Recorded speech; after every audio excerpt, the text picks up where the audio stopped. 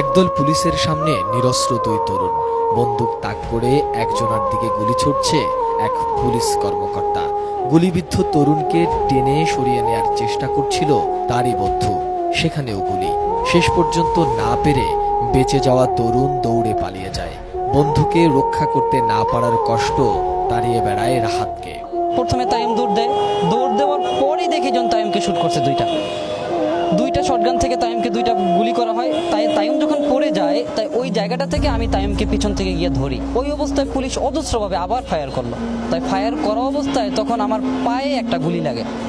তাই ওই মুহূর্তে আমি ফিল করতে পারি নাই, বা ওই মুহূর্তে আমি অনুভূতি মানে কি লাগছে আমার পায়ে ওইটা আমি বুঝতে পারিনি। তাইমকে যখন পিছনের দিকে নিয়ে যাচ্ছি তখন তাইমের মানে একটা দীর্ঘ শ্বাস বা তার চোখটা বন্ধ হয়ে যাচ্ছে ওইরকম অবস্থা, যেহেতু একটা মানুষের পিছন থেকে বুলেটটা ঢুকে সামনে দিয়ে বের হয়ে গেছে। তা তাইম তখন বলতেছে, ভাই আমি আর পারতেছি না, তুমি আমাকে ছেড়ে দাও।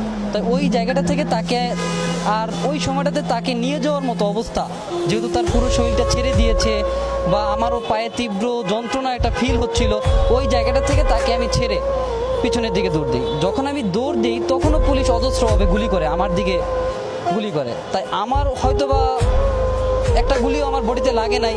পরবর্তীতে আমি স্বপ্নের গুলির দিকে যখন মুভমেন্ট করি আমি ওখানে পড়ে যাই। তারপরে পড়ে গিয়ে অনেক জোরে মা বলে চিৎকার দিই।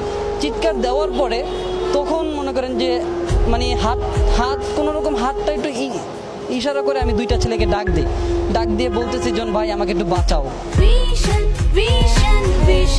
100% কপার কন্ডেন্সারে তৈরি ভিশন ফ্রিজ, তাই গুণে মানে অটুট থাকে বছরের পর বছর। জুলাই মাসে কারফিউর প্রথম দিন রাজধানীর যাত্রাবাড়ির কাজেলায় চায়ের দোকানে বসেছিলেন তাইম এবং রাহাত সহ দুজন।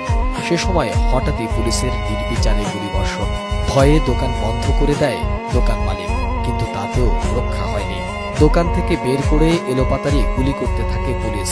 সেই দিনের প্রত্যক্ষদর্শী চায়ের দোকানদার লিটন। চারজন দোকানের ভিতর বসা, পুলিশে মনে করেন গুলি করতে করতে শনি একরা দিয়ে গেল। যাওয়ার পরে শনি একরা থেকে যাই আবার একদম ব্রিগেডিয়ান আছে। পুলিশ আমার দ্বারা এগোতেছে যে ওরে নিয়ে আসা। এই যে প্লেটটার গোয়ায় গেলাম, যাই দেখি যে ওইখানে টাইম পড়ে রয়েছে। এটা সাড়ে চার খোলা, এটা গুলি খেয়েছে, এটার একটু হাসপাতালে নিতে হইব। তখন পুলিশ আমার বললো যে তোরা কি এখান থেকে যাবি না গুলি করবো। পুলিশের নির্বিচার গুলিতে প্রাণ হারায় তাইম। ঘটনার ভিডিও থাকলেও আইনগত ব্যবস্থা নিতে গিয়ে সহযোগিতা না পাওয়ার অভিযোগ পরিবারের।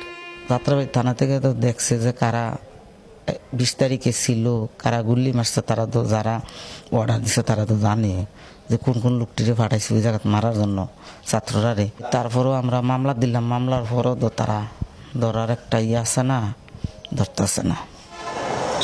তাইমের বাবা একজন পুলিশের কর্মকর্তা, কিন্তু তারপরও তার বাবা এখন বিচারের জন্য দাঁড়ে দাঁড়ে ঘুরছেন। তার মা অশ্রুসিক্ত নয়নে একটাই প্রশ্ন রাখছেন, একজন মানুষকে মারতে কতগুলো গুলি লাগে?